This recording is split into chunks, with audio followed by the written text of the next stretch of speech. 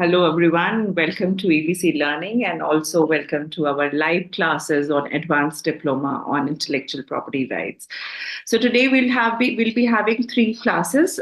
First one would be the branding and sponsorship agreements.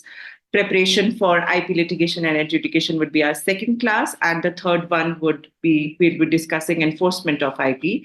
And we'll begin with our first session for today, that is the branding and sponsorship agreements. And we have it with us, Mr. Rajesh Ramanathan. Rajesh, welcome to EBC Learning. Let me just introduce you all to Rajesh is an advocate with over 24 years of experience in national and international commercial dispute resolution. His areas of expertise are IP and related services, including prosecution and transactional contentious and non-contentious litigation. Earlier, Rajesh headed the IP law practice of a reputed national firm.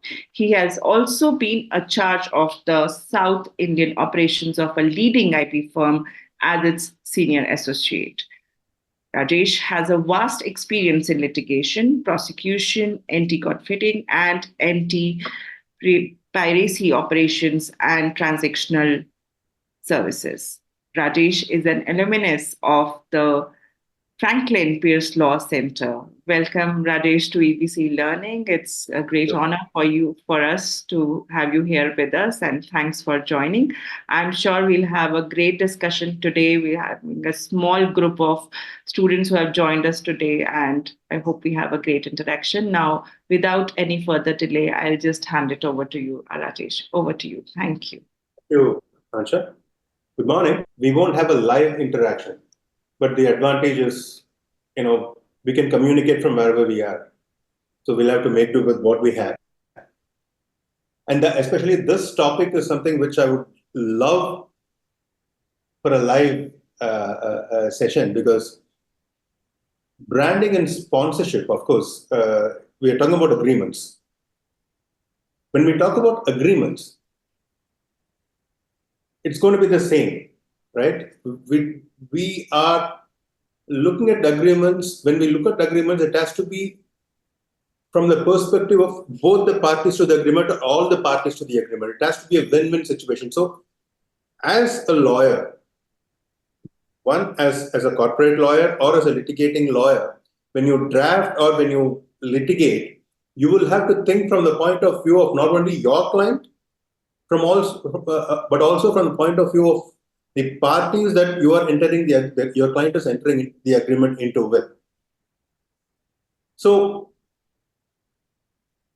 and unfortunately, we are in a profession where we have to be pessimistic when drafting an agreement, because we need to think about things that might go wrong and provide for a solution in the agreement.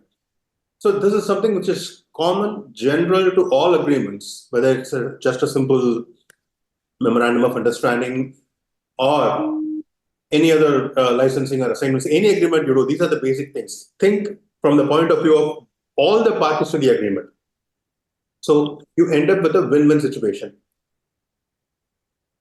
Branding and sponsorship agreements. I think you have taken some courses on the foundation of intellectual property, branding. Yes. Right. So let me start with this question.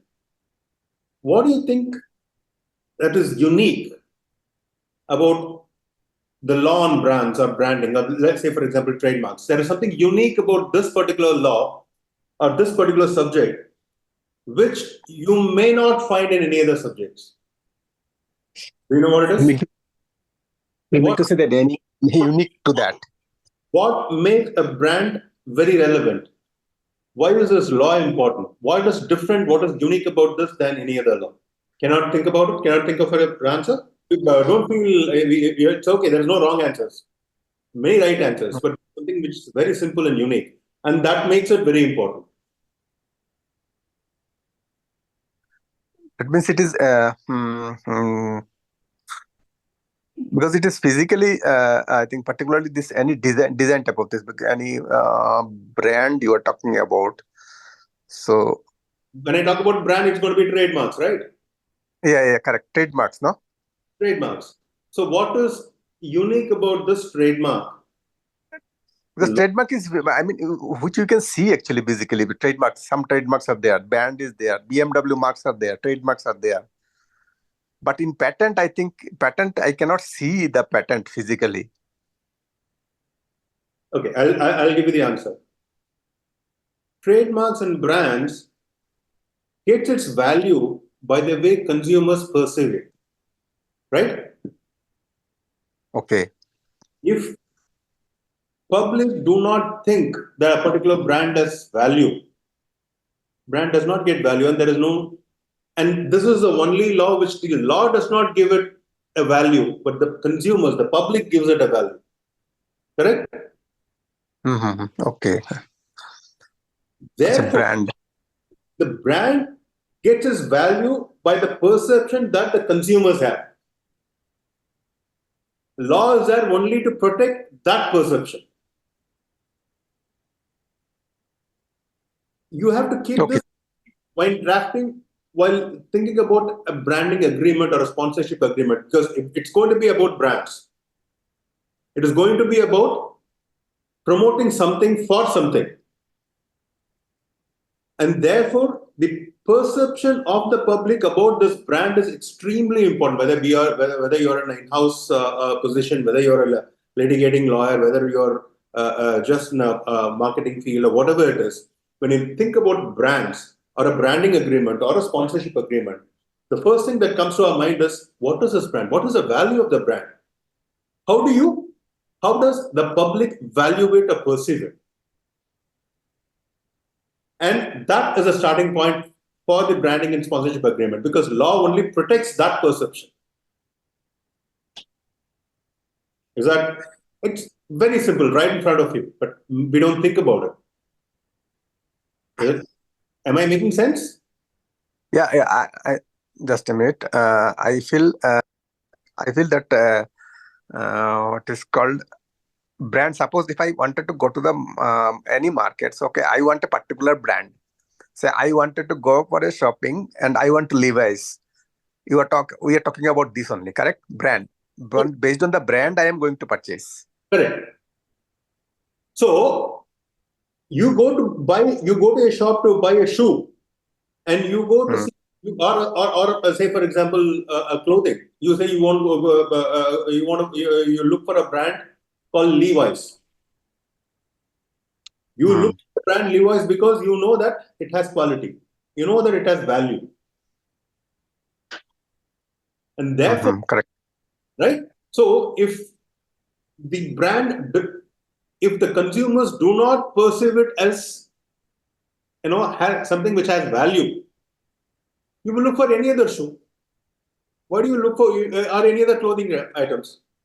Right? So it is a perception of the consumers that gives value to a brand, that adds value to a brand, and therefore it is essential that the brand value is maintained, and law helps that.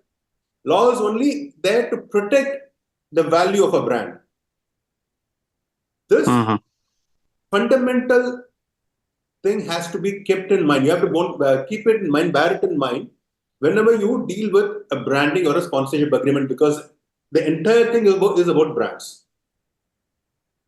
A branding agreement, we'll look at what are the kinds of branding agreement, what are the clauses that you are basically have to focus on. All the things we'll just look at it now in a bit.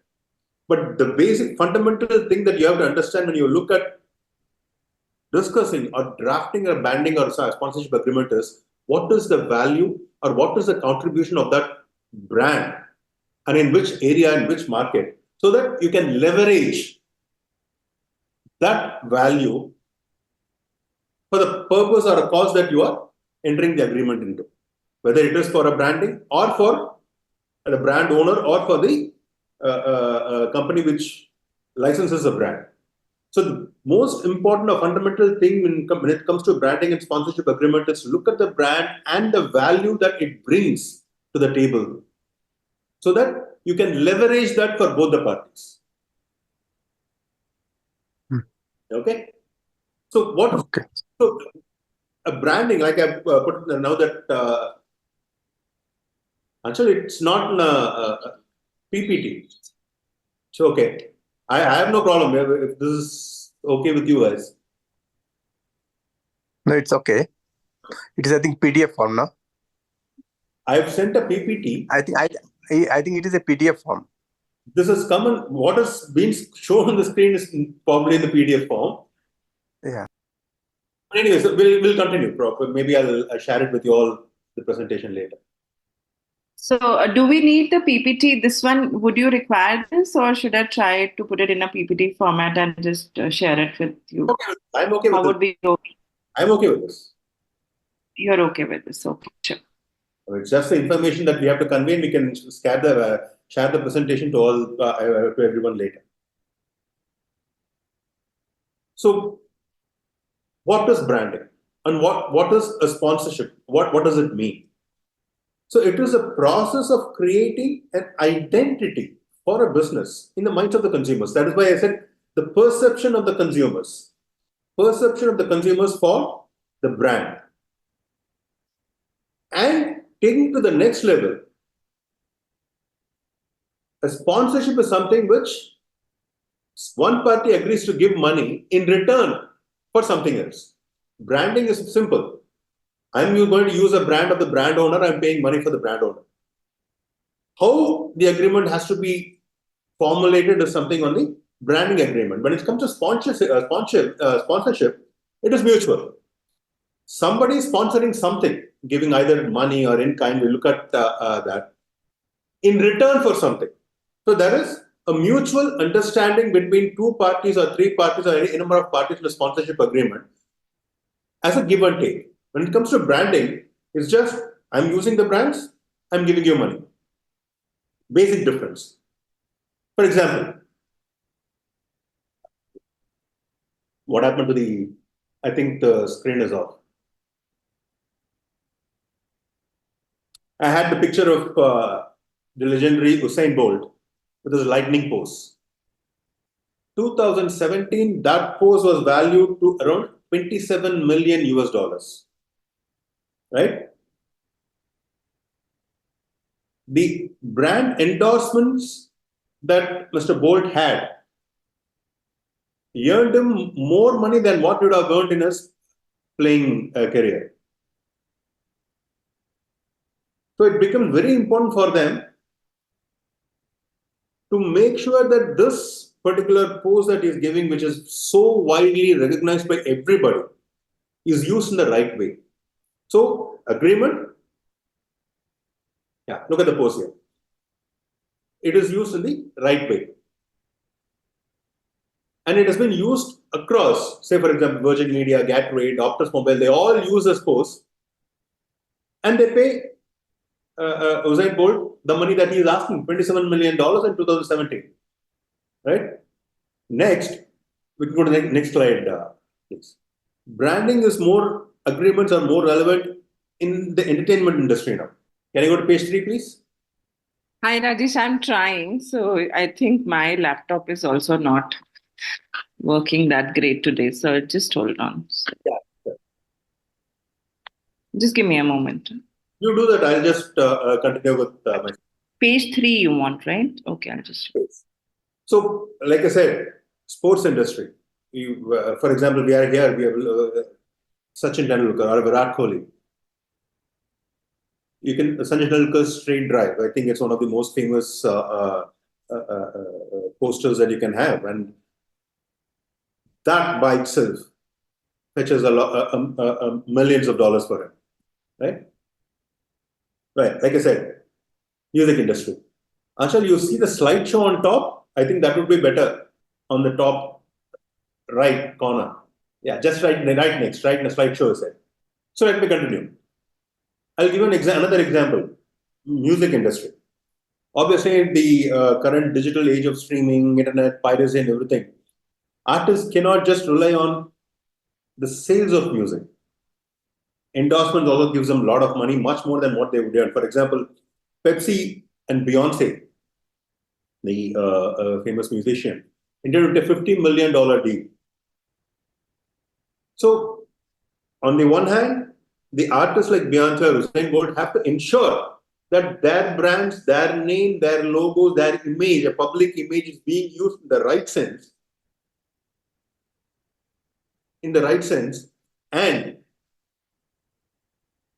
at the same time, and it is not being misused for whatever money they are getting. And at the same time, the companies who are licensing the agreements, the brands, they have to make sure that their image is being utilized in the right way to promote their brands, their sales. So it is a branding agreement is something where both the parties mutually have to sit on the table and discuss what is the value that somebody brings in, how do we leverage it, what can be done and what cannot be done. So definitions. I just gave you just for basic understanding. Just speak through it. So what is a brand? It is an identity and story of an individual, company, and organization that makes it stand out from competitors. For example, it is a liaison between the product and the author of the product or service, and the author of the product. I don't know if you've had the classes on trademarks.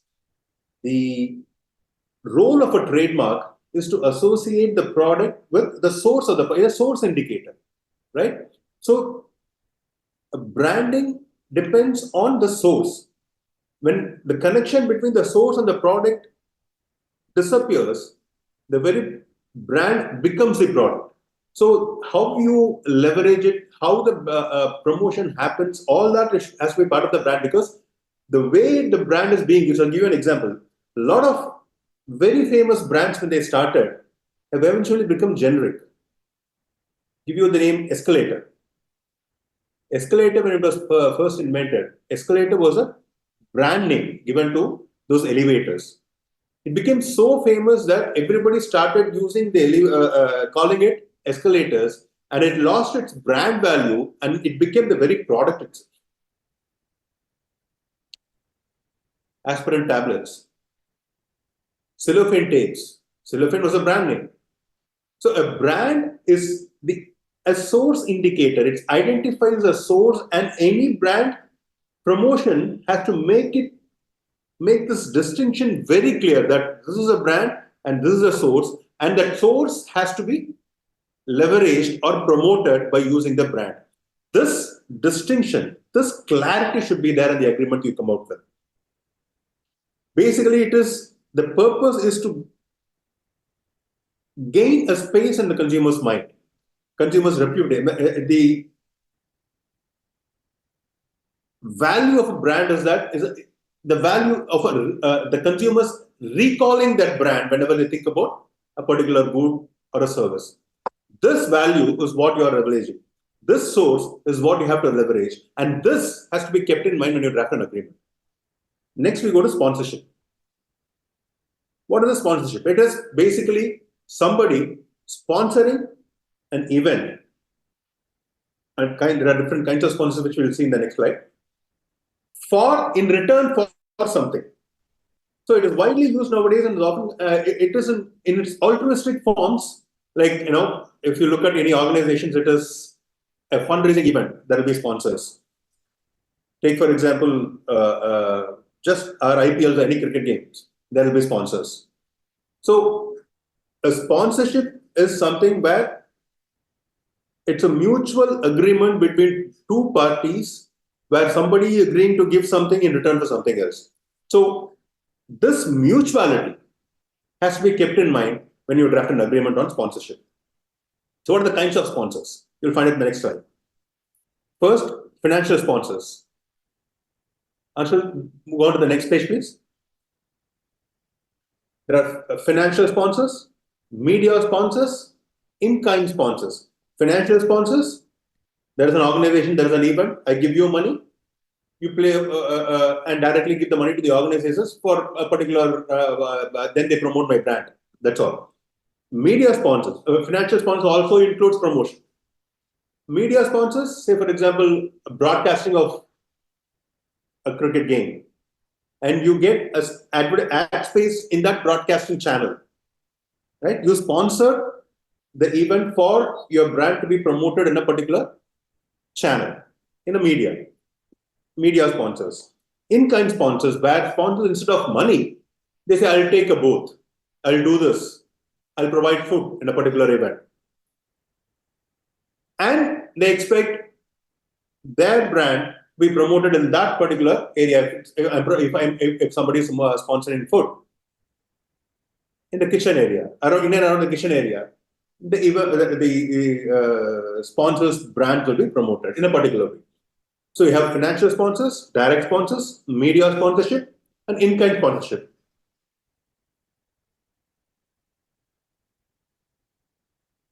So what is the agreement? Just for the fundamental stuff, I've added this. When this is not, I'm sure you have had this before. It is a agreement is a legally binding contract between client and or a designer and agency, basically to protect or promote the intellectual property for a particular cause. Sponsorship, similar thing, but with mutual benefit to each other. Where a sponsor is able to exploit the event for the contribution that the sponsor makes. Two basic agreements between differences between a branding agreement and sponsorship agreement. So a branding agreement is a legal contract or arrangement. I'm moved on to the next page. Typically, a company and individual seeking to establish or promote a brand and another entity that provides goods or service. So what are the key elements of a branding agreements? We'll look at the basic things that you will have to focus when you draft an agreement. What is a brand? For example, particular company, several brands. We talked about Sachin Tendulkar, Virat Kohli, and Usain Bolt. They might have, if you remember the lightning post by itself is a trademark. They might have several poses, several trademarks. So what are the brands that you are entering an agreement which the details of the brands, the logos, the slogans, if it is famous, what is it being covered in this agreement? What can be used and what cannot be used? Very important. Because if you just say brand of such and such company, they might have several brands. Each and every one will be valued independent of the other. So by just getting into a general agreement, you are entering into a phase where you may not make as much you would have expected to make from leveraging a brand. So what is the right that a brand owner grants is very important. What brands are being granted is very important. And the scope of use. Where all the brands can be used. What specific products can be used? What are the services or promotional activities for which the licensee is allowed to use a particular brand? May you specify region, geographical region, duration, limitation on usage of such brands, where it can be used. For example, if there's a branding agreement and the brand owner gives a right to use the brand anywhere in the event, and if you use the brand right outside a toilet, might end up in diluting the brand value, right? So that can be a limitation where it can be used, where it cannot be used. So the scope of use of the brand is also extremely important.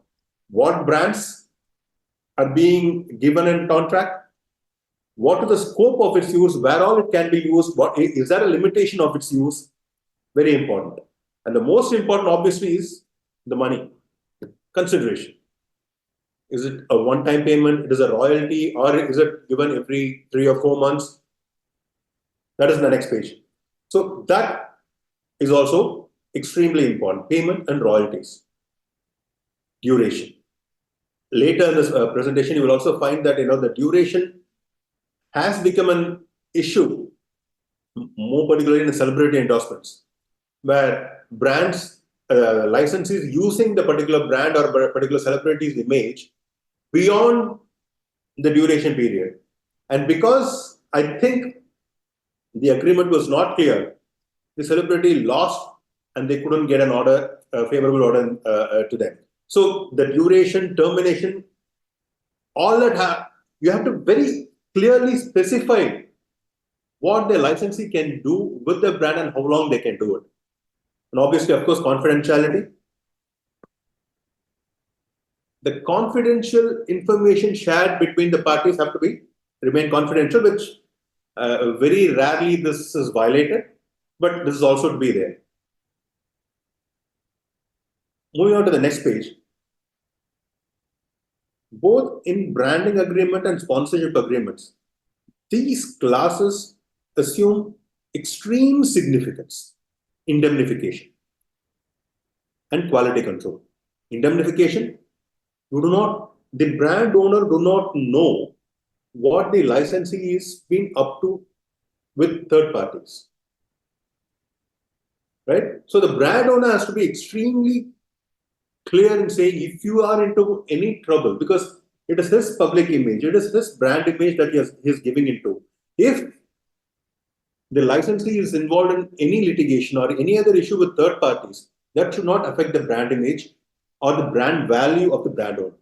So that indemnification has to be extreme. See, every agreement, I don't know if you had a class on contracts and agreements, indemnification has been looked at as a very simple, formatted thing. But I would say indemnification is one of the most important clauses in any agreement, because that will protect the parties from getting involved in third-party litigations, and more so in brand. We'll look at it why in the later subject slides.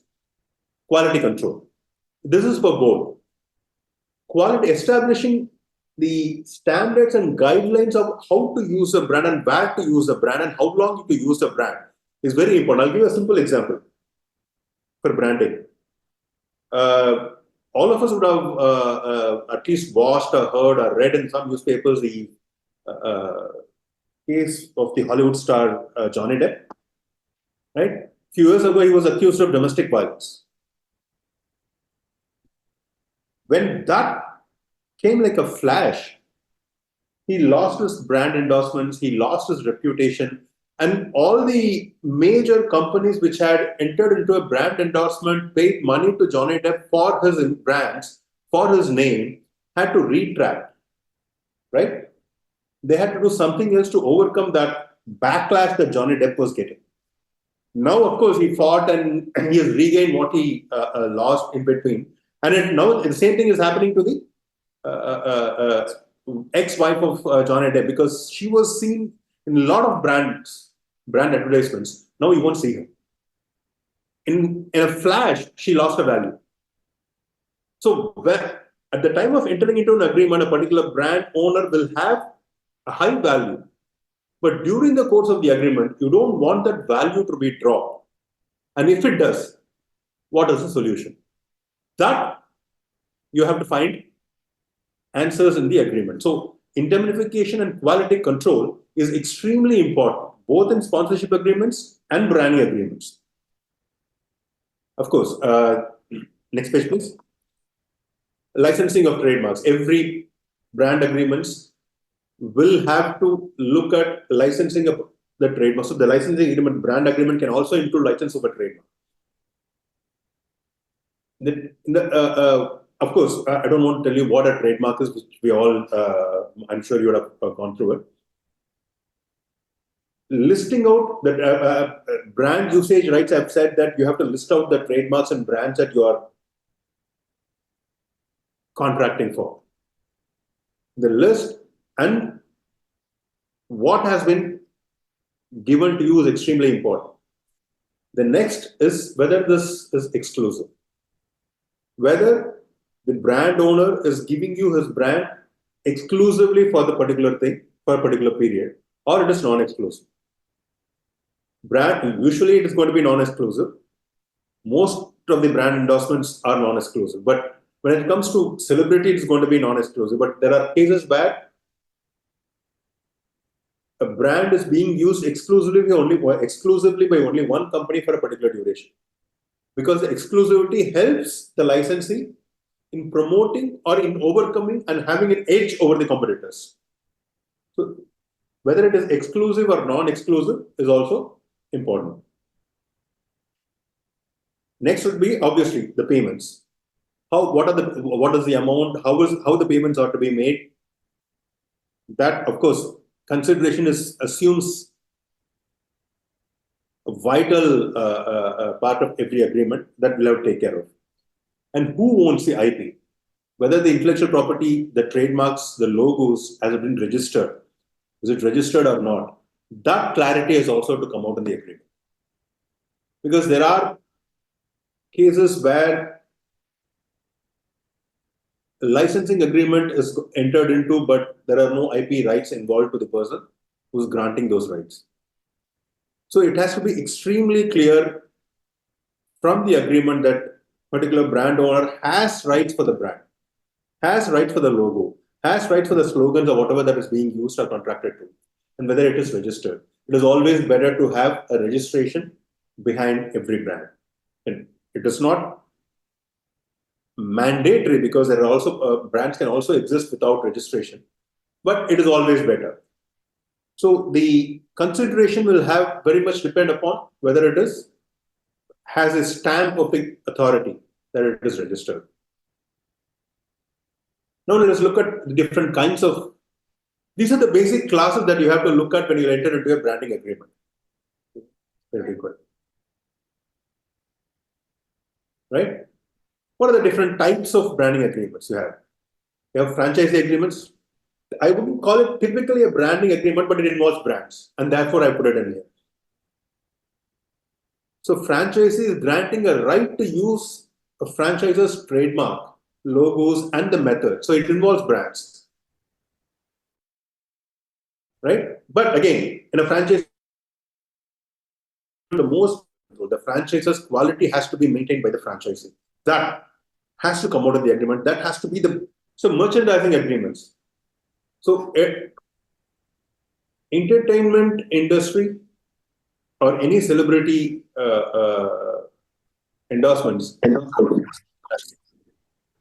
right? Look at franchisee agreements and merchandising agreements.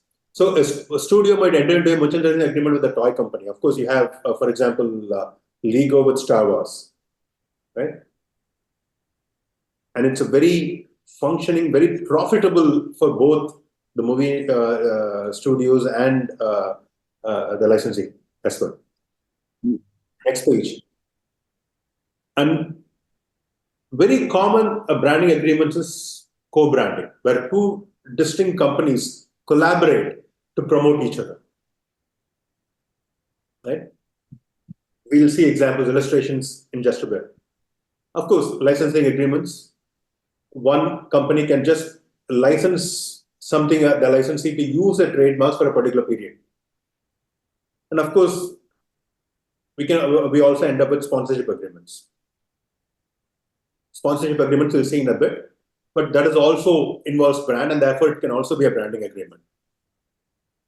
Next will be a technology licensing agreement. You will find a lot of in the tech industry, companies will enter into branding agreements for use of a particular brand in a association with a particular technology or a software or a hardware or whatever. So technology licensing agreements also involves brand, and therefore it can also be a branding agreement. Or a special focus on the way brands are being used, you will find in technology licensing agreements. And we spoke about celebrity endorsements. When we talk about celebrity endorsements, you also have to keep in mind there is something called as a personality rights. The personality right of a particular celebrity is assumed significant, because how the personality rights play in a branding agreement, it can even dilute the value of a brand, right? So the personality right, we'll see about a personality right. Just to give a complete picture of the branding agreements, I've added something on personality rights. Of course, private label agreements for retailers like Reliance, where they have multi-brands, they can also have enter into an agreement to just exclusively sell or manufacture their goods, like Reliance making their own clothing. So these are broadly the different kinds of agreements. Let me repeat that: franchisee agreement, merchandising agreement, co-branding, licensing, sponsorship, technology agreements, celebrity endorsements, and private label agreements. And all these agreements that I've mentioned above, the points that we discussed a little while ago on the usage of rights, on the duration, on the quality control, assumes significance, and each and every clause becomes very important, and it has to be looked at from the point of view of both the parties. Never forget that. Let's give some illustrations for these branding agreements and how it has helped. The best would be Michael Jordan and Nike. Nike came up with, I think there is even a movie on that, which was released sometime last year around 2021, where Nike brought out a shoe called Air Jordan.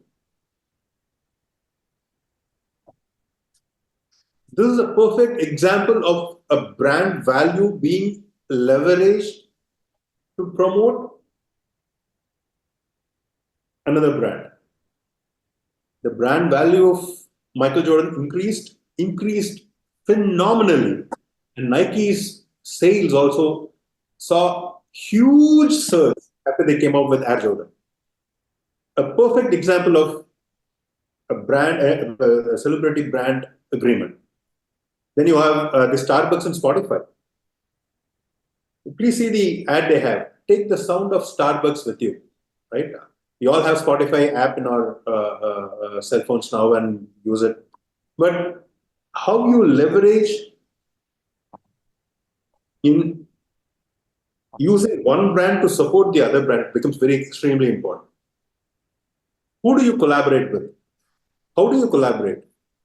These are the examples of fantastic collaboration, and we have McDonald's, Disney. So the Happy Meals often feature toys based on popular characters, Disney characters. Next page you will have, I just mentioned about Lego and Star Wars. So Lego toys, there is a separate clientele for the Star Wars franchise. So basically, it allows Lego to use the characters, ships, scenes to produce. Look at the picture that I have there in Lego.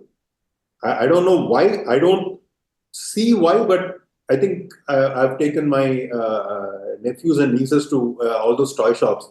The first thing they'll go is Lego. When Lego, they'll touch the Star Wars. And it's freakingly expensive. I'll have to find some way to get out of that situation. Then you have Adidas and Kanye West, again, shoe. Kanye West, again, another example of a celebrity gone bad. Kanye West had such a huge brand value, and the moment Adidas released these easy line of sneakers and apparel, both of them benefited to a long time. But then later, probably in the last few years, Mr. West had a lot of trouble, personal life, professional life, and I think the value of this brand, the easy line of sneakers and apparel, has also come down. I don't know if it is still existing, but it has come down a lot. So it's very important that, when you discuss a brand agreement, who are you granting the rights to? What are the rights granted? How are you protecting if something goes wrong in between? Is something extremely essential that you have to look at in a branding agreement. We spoke of personality rights. When it comes to celebrity endorsements, personality rights is something which you will have to think of. Not in detail in the agreements, but you'll have to make sure that the personality right of any particular celebrity does not affect the branding agreement that you enter into. It is basically a person's proprietary right in their personality, and they can control the commercial use of their name and likeness on other persons, right? Off late, not off late. I think there are several illustrations where you will see that celebrities going after people claiming personality rights. So there are basically two categories of personality rights. The right of publicity, which protects individuals from having their likeness or images used for commercial purposes without their consent. Again, branding comes into this. And right to privacy. So how is this personality right generally protected? You don't have a specific law for personality right, but it is protected. Basically, you can say Article 21 of the Constitution. It's in the next page, right to privacy. And they also use, the courts have successfully used trademark and copyright law to protect personality rights. Right? So what are the aspects of a personality right that can be protected? Again, right to privacy is one thing where personality, a person can claim to keep his personality with himself.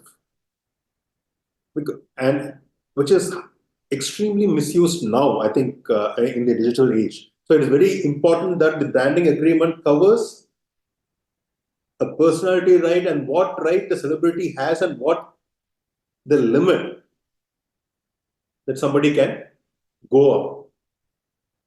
So these are classes you can. I don't think you need to have an exclusive class and personality right in a branding agreement, but it is very important that you cover this aspect also in a branding agreement. Right? The next page, I have also shared with you what are the laws. Usually the next page, I've already got to the slide 21. I said trademarks and copyrights, and there is one particular the next page, Anshul. We are in, I move on to the next also. 21, slide 21. Yeah. I don't know if you had your copyright session covered the last one, moral rights. That is one of the very interesting provisions under the copyright law, which I would say is extremely underutilized in practice. Moral right is nothing but right of paternity, right? Right to claim something as ours. So whenever there is somebody uses a celebrity right or a personality right, they will also try and claim under moral rights. Of course, moral rights is something I'm very passionate about, and we can go on discussing about this because moral rights is not protected across several jurisdictions. Europe, it's very extremely important. They do. US, it's only Digital Millennium Copyright Act had some sort of moral rights only for publishers, not for everybody. So, but India, we still have moral rights, and personal rights can be protected either under the trademarks, copyright, and moral rights also under the copyright law. I'll just give you some illustrations. Some cases that where personal rights were questioned. 1996, I'm sure you all know the celebrity, Dalar Mehendi. He also has a company, DM Entertainment. The defendants started making toys inspired by Dalar Mehendi, and that toy also sang his songs. So he went to court. When a simple agreement with the celebrity for manufacturing a doll looking like him with a right to use that his songs would have solved everything. The defendant went right ahead, made his own Dalar Mehendi like dolls and started singing, which the doll started singing his song. Obviously, the court stepped up and said, sorry, you can't do it. Right? But court used trademark law as passing off and false endorsement to stop them. Unfortunately, damages, Indian courts are not very high in damages, so you don't get much damages out of it, but except probably one or two high courts have given penal damages. That is unfortunate because what, say for example, Dalar Mehendi would have lost, and if DM Entertainment would have marketed the dolls with his lookalike, with singing his songs, he has a cult following. The cult following would obviously bought that and made a lot of revenue, and he lost that revenue. And I don't think he got any damages from out of this case. The next page I have my favorite, Arun Jaitley, a senior counsel. Unfortunately, he is not with us anymore.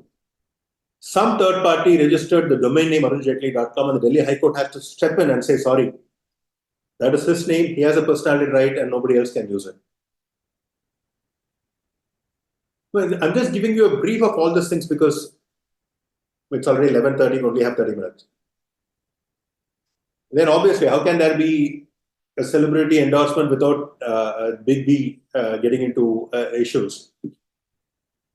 Very interestingly, in 22, this defendant here, Rajat Nagi and others, they made a KBC, fake KBC lottery scam and used his voice and images to promote it. Obviously, the court stepped in to stop it.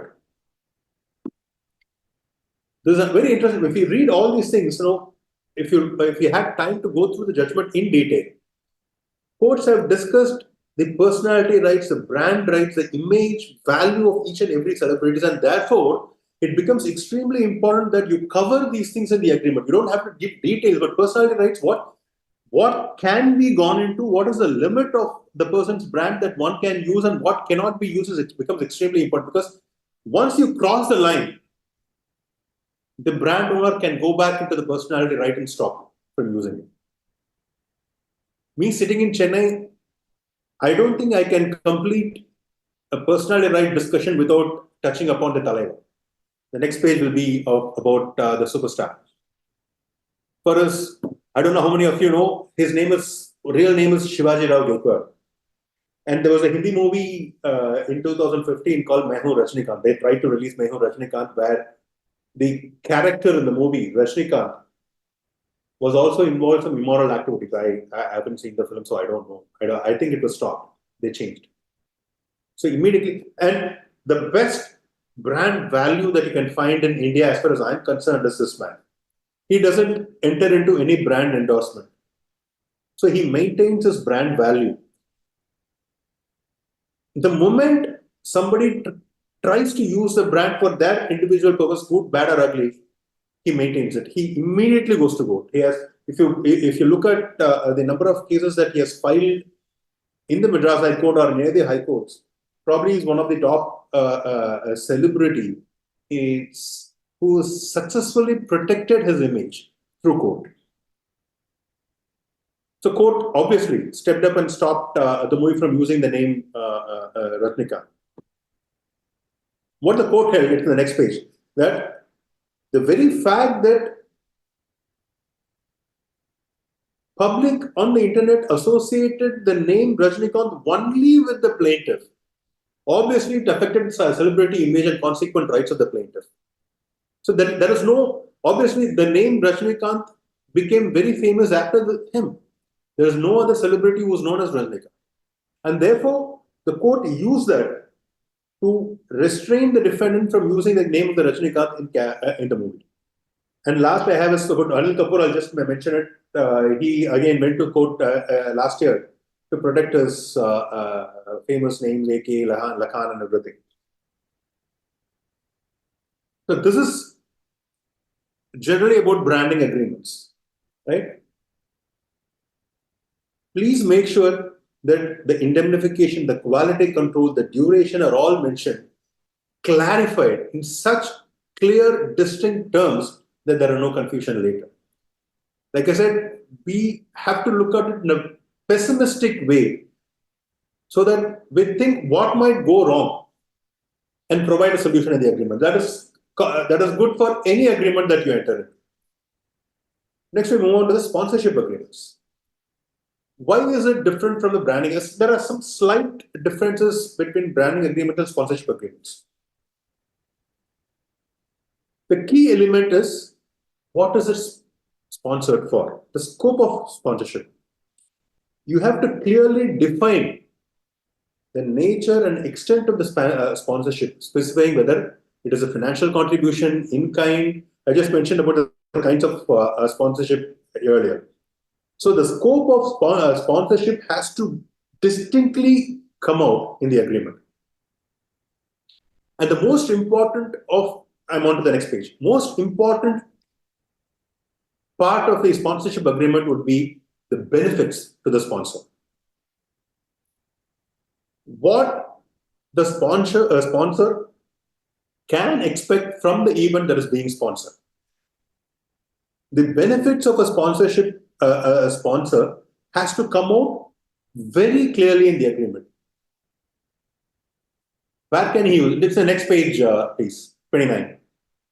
Where can the benefit be used? What does the sponsor get? What does it may include? Visibility through branding, advertisement opportunities, access to the event. For example, IPL is most famous as far as sponsorship is concerned. But so every sponsor might get some free tickets. Okay, how much they can get? Does it involve tickets in every match? So all that thing have to form part of the. It's one of the most essential clauses in a sponsorship agreement will be the benefits and the duration of sponsorship. There are issues arising between parties only, not only on the benefits, but also on the duration. How long can that sponsorship be? Is it only for an event? If it is IPL, it's only for the from the beginning till the end of IPL. Can they use, say for example, IPL is called Tata IPL right now. Can Tata use the Tata IPL continuously even after IPL is over in that particular year? Is the sponsor only for 1 year? Is it for a few years? Can the sponsor use the event, leverage the event beyond the duration, and how far? That has to come out in the agreement. Of course, financial terms is also obviously important. Consideration is very important. What is the amount? What is the schedule, and how much it has to be paid? What happens if it is not paid on time? Has to come out on the agreement. And very important, the rights and obligations of both parties to the sponsorship agreements. The sponsoree using or promoting the sponsor's brand, right? Whether the sponsor can use the event. What are the obligations of the sponsoree towards a sponsor has to come out. So the rights and responsibilities of a sponsor, rights and responsibilities of the sponsoree.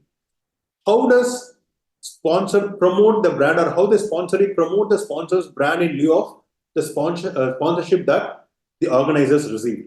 That has to come out very clearly. And again, next page, please. Exclusivity. This again, most of the sponsorship events, sponsorship agreement will be non-exclusive, because if it's a fundraising event, it can be an exclusive sponsor, where that sponsor's brand alone will be promoted everywhere. If it is a bigger event, like a cricket game or a tennis Wimbledon or whatever, there will be multiple sponsors. So the exclusivity or non-exclusivity of an agreement has to be very specifically spelled out in the agreement.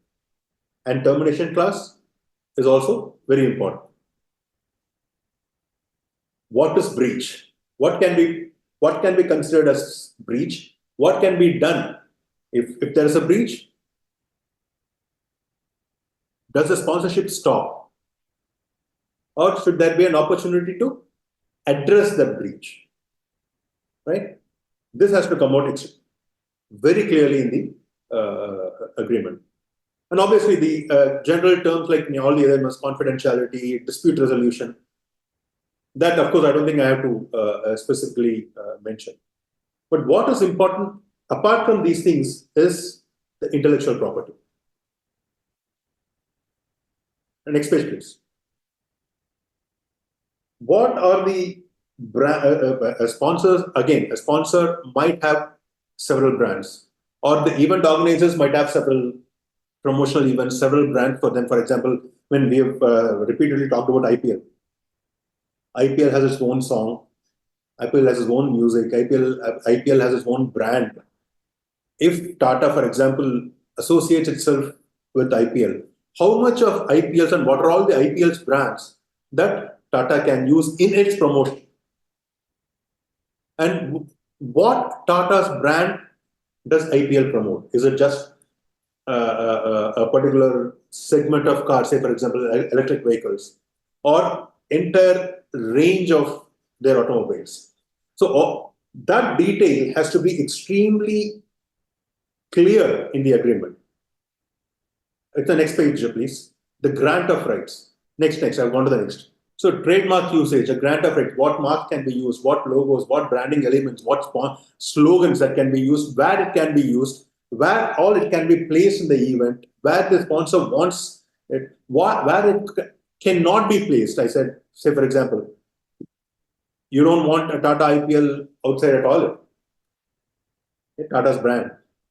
So that specifics have to be extremely clear in the agreement. So basically what the sponsor wants, visibility and promotion. That visibility and promotion, where the visibility should be there, where all it has to be promoted, whether it can be promoted in ads, whether it can be promoted in media channels, how many times it can be promoted every day, whether the ad can be aired 5 times, 10 times a day, all that will form part of the agreement. Okay.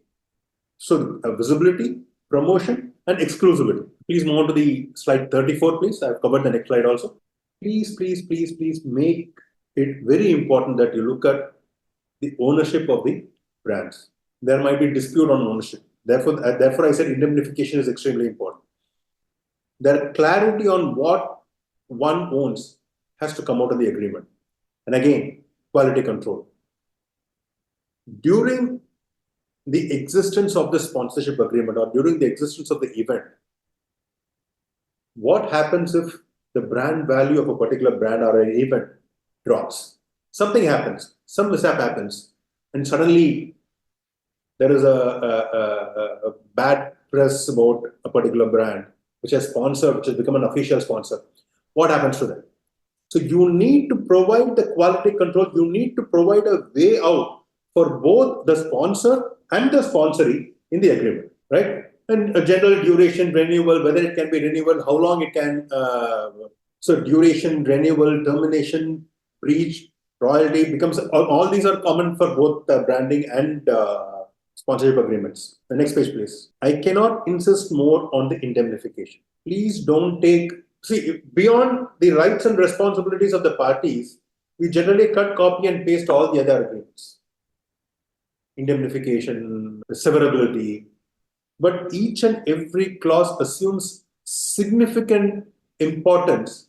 Okay, each and every clause assumes significance, and indemnification is one of the most important clauses because I have had a lot of clients come back to me and telling me that in celebrity endorsements, for example, again during the promotion of one event, some issue happened to the organizers in a completely different event. They will say, unless and until you settle this, you can't go ahead with this event. So there, a sponsor will get affected. So it is very important that indemnification is that the sponsor is indemnified from any issues that the sponsoree might have had earlier. And likewise, this event should not get disturbed because the sponsor gets involved in some other litigation somewhere else. So the indemnification clause has to come out very clearly to protect both the parties against third parties. So I've given some illustrations. I think the presentation is gone. I'll just read it out. I'm just sharing the screen. Sorry. That's okay. Yeah. I've given some illustration of successful sponsorship. I started with IPL and Tata Group. Tatas have promoted their EV car, in 2023, which has enhanced the sales of the electric vehicles in India. It is from 2.15% to so it doubled to 2.15% of four-wheeler sales. And of course, tennis, you have American Express and US Open. Exclusive. I don't think it's exclusive. You have, when you look at Wimbledon, you have, the next page please. When you look at Wimbledon, you have Rolex and Wimbledon, where it's an official timekeeper. They have, Rolex has only contracted for the timekeeping of a Wimbledon event. So there you will see Rolex there as an official timekeeper. It involves brands. It's the next page, 38. So it involves branding on courts, promotional materials, and exclusive areas within the Wimbledon grounds where Rolex promotion can be had. All that will form part of the agreement.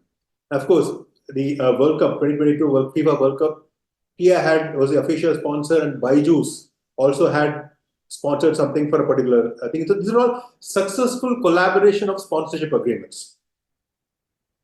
But if you look at it, these celebrity, the previous page, please, just one second. Ronaldo charges 3.23 million. Can you believe? He charges $3.23 million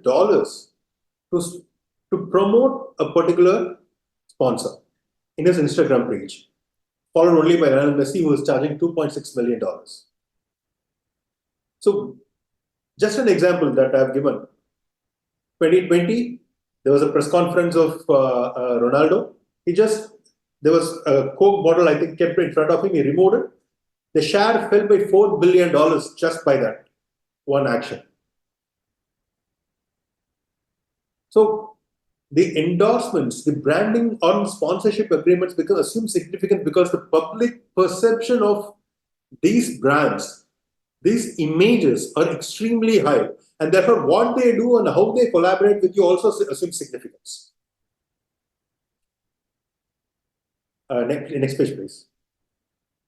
There's an interesting study in China about this mascot, Olympic mascot, Bing Ben Ben, to see how these mascots attributes or the sponsorship of mascot attributes to or how effective it is sponsoring a mascot.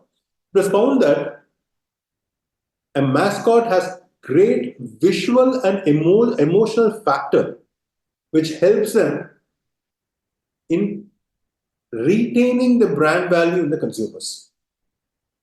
So even using mascot, somebody can sponsor so that they can promote their brand by using a mascot. Mascots are not highly prevalent in our country, but if you step outside of India and Europe or anywhere else, you will see mascots across every event, every basketball game or every soccer and American football. Next, please. I've got some cases. I'll just quickly go through it. We are already there last 15 minutes. When it comes to celebrate, the next page. Maggie has had a lot of issues, and because of Maggie, a lot of celebrities have gotten to some issues in court, where there is Maggie has clearly there is no added MSG, monosodium glutamate, but the government found that the FSSAI found out there is MSG added, and therefore not only Maggie got into trouble, all the celebrities who endorsed Maggie were also sued. Actually, the next page, please. In 2015, in Muzaffarpur, Bihar, an FIR was registered against Amitabh Bachchan, Madhuri Dixit, and Preeti Zinta, and besides two Nestle officials for misleading advertisements. This I have given because celebrities do not look into all these things. I mean, if you're going to appear for a celebrity, they don't look into the specifics of what it is in a particular brand which they are giving their name to. So it is extremely important that you have a class to protect them from any of these schemes. So you make it very clear that, for example, let us say, for example, if I'm the counsel for these celebrities when it comes to Maggie, I will make sure that these are the representations given to be my Maggie, and therefore, believing these representations to be true, I am allowing them to use my brands or image or celebrity status. So if you have that clause, this misleading advertisements would not have had affected them. That was something which every agreement that you draft, you will have to focus on. Next page, I have another case with Reebok. They launched a sports shoe called Easy Tone that it claimed that you wear that shoe, it will tone toe calf muscles by 11%, which was found to be defective. And of course, they were sued. And this the branding agreement, one of the most interesting cases of branding recently from Madras High Court. Next page, please. Is for actress. There's an actress, Kajal Agarwal. She appeared in one of the advertisements of VVD coconut oil, and that advertisement was aired after the duration of the agreement. The defendant, Kajal Agarwal, claimed damages and money from VVD coconut oil, and they said, no, it is my copyright. I created a movie, and that becomes my copyright. And as long as that copyright is existing alive, I am entitled to use that. Again, lack of clarity in the agreement is what I would say. If it was very clear that VVD coconut oil should not use this agreement despite copyright beyond the period, I think Kajal would have succeeded. So the court said this has to be upheld because they have a copyright over what they made. The copyright is valid for 60 years and therefore they are entitled to use it. Which I still think is not the right judgment, but it is what it is. Last but not least, I want to leave you with information on, next page please. Ambush marketing. Make sure your sponsorship agreements covers this particular clause. What is ambush marketing? It is when companies take advantage of reputation of an event to promote their name, their brand, without becoming an official sponsor, without officially paying that event. Ambush marketing has been happening across the countries. If you look at the illustrations I have in the end, some have actually gained by ambush marketing. There are two types, direct and indirect. Direct or predatory. Direct is the next page, please. Direct is when a brand promotes their interest directly without becoming an official sponsor. They don't pay, but they just place their ads outside the event. They place the ads and say for example, if it is Coke officially sponsoring a particular event, Pepsi will have something right outside the venue, the billboards. That is ambush marketing, trying to ambush the event, take credit for the event without having to officially pay for it. The earliest instances would be the Summer Olympics in LA. Nike benefited out of ambush marketing. What they did was, Summer Olympics LA, they went out and made billboard signs and banners in the vicinity of the venue of the Olympics. They didn't officially pay for it. The next page. I think we only have last 5 minutes, so that I'll. The second form of ambush marketing is by intrusion. Okay? During the London Olympics, Nike used to do it quite often. They went to every city in the world called London and they made some ad. There is a London in Nigeria, there's a London in some other countries in the world.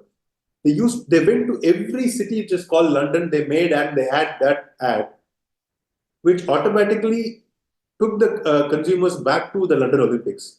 So it's an indirect form of ambush marketing. Like even recently, 2016, Puma had it. The most interesting example that I can give you, which is successful ambush marketing, is the next page. I'm sure all of you would have seen this Pepsi ad. Nothing official about it, right? It says 1983, but it's actually 1996 World Cup, not 83. You would see they promoted nothing official about it with Sachin Tendulkar, with many celebrities' ads across the country. But Coke was the official sponsor. Actually, Pepsi trumped Coke in this event without having to pay the ICC. Actually, the consumers are confused as to who was the main sponsor because Pepsi had the maximum benefit out of this World Cup than Coke by just this using this slogan, nothing official about it. Right? So what do we have to do to avoid this? Every sponsorship agreement, please go to the next page, please. You have to have a clause. Say, for example, the sponsors need to insist on a clean zone right around the event where nobody else is allowed to advertise. There are cases where the event organizers have worked with the state or city to have a special regulation that nobody can advertise this or use this particular event to promote their brands. So you can work with that. But so it is important that you make sure that this event that you are sponsoring or one party is sponsoring is not taken away by some third parties without having to officially pay for it. So ambush marketing is something which you will have to consider while drafting a sponsorship agreement. This basically sums up both branding and sponsorship agreements. You look at both. What is the brand? What is being contracted? What cannot they do? Indemnification, quality control, and of course, when it comes to sponsorship, when it comes to branding, please consider the personality rights. And when it comes to sponsorship, please consider ambush marketing as well. And that will give you a win-win contract. I would never say, people, whenever clients come to me, they always ask for a watertight contract. And I would say there is no such thing called as a watertight contract. You just need a good lawyer to poke holes in a so-called watertight contract. But as lawyers, or as somebody who drafts agreements, we have to be pessimistic and try and cover as much as possible. That's all. As long as we are able to do that, I think we would have done a good job in drafting an agreement which can go a long way in protecting your clients. I think with this slide, I think I come to the end of my session. I think it is just 5 minutes before that time. I will be happy to answer questions if you have it. Thank you, Rajesh. So, do we have questions for Rajesh, Deepak, Varun, Sunidhi? Sir, I have just one question. I have just one doubt. Can you please explain? Right, sir. So, can you please give an example of media right? I mean, the media rights in the sponsorship agreements. You told us about three kinds of advantages in sponsorship agreements, like financial. Media. What I mean by media sponsorship is that, say, for example, I'll give you an example of IPL itself. IPL is being telecast by a particular channel, right? Right, sir. The game is being telecast, say, example, Sony. And a sponsor can buy some space in that channel during the course of the game. So that, say, our example, media sponsorship where a particular sponsor can sponsor a news item or a news period. Today's news is being sponsored by this brand, right? So the sponsor buys space in that particular broadcasting channel for a particular period. What does the media do? Media says, you give me money, I will promote your brand for this particular thing. This is basically what a media sponsor is concerned. Does that answer your question? Yes, sir. Do we have any other questions? See, I'll say this. Law generally is 99% common sense. Right? There are so many rules, regulations, laws. Some you understand, some you don't. But you keep common sense ahead of everything else and then look at all these rules and regulations. You will come out with a fantastic agreement for whoever client you are working on. That will be my parting shot. Thank you, Rajesh. I think it's wonderful to have you here. And yes, it's a very popular saying that law is nothing, just common sense. So we as lawyers, we would totally agree here. Thank you very much. It was great interacting with you. We had a brilliant session indeed, very informative and engaging. Thank you again, Rajesh. And for all our participants, we will be meeting 2:00 again with Ms. Sheetal for the remaining two topics. Is that okay with you all? So we'll have a break for another 2 hours and then we'll see you again at 2 p.m. Thank you, Rajesh, once again. It was a pleasure to have you here with us. And if you have any questions or any queries, you can just write to me. and we can direct it to Rajesh as well. If you have any further questions for him, so we can email him as well. Sure. Sure. Okay. Thank you. Thank Sure. you. See you at 2 p.m. Thank you, Rajesh, once again. Thanks. Bye-bye. Thank you, sir. Thank you, ma'am. Bye. Thank you, mom. Thank you, sir.